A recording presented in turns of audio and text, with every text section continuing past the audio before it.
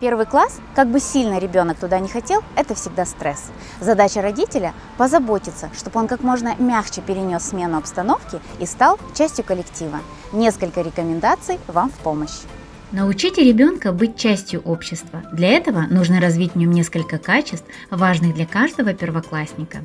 Это быть самостоятельным. Покажите ему до начала учебного года, как правильно опрятно одеваться, умываться и чистить зубы, завязывать шнурки, собирать портфель в школу.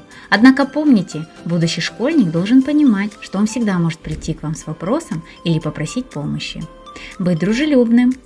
Быть усидчивым. Чтобы смягчить адаптацию, советуем раз в день заниматься с ним. Можно начать с 15 минут, а после увеличить нагрузку до 30.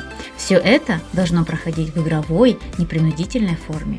Быть вежливым. Базовые нормы этикета – это правила, которые должен знать каждый первоклассник. И еще, мотивируйте учиться. Для этого отталкивайтесь от его интересов.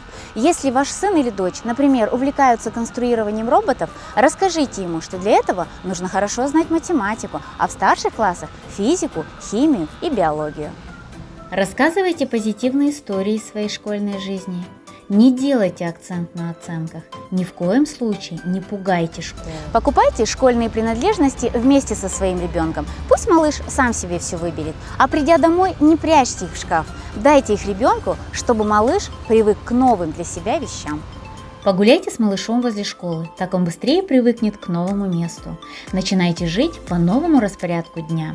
Незадолго до школы нужно плавно подгонять режим дня к новому распорядку.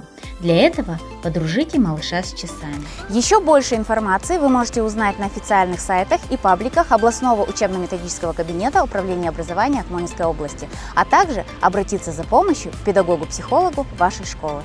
Успехов вам и больше веры в себя и возможности своего ребенка!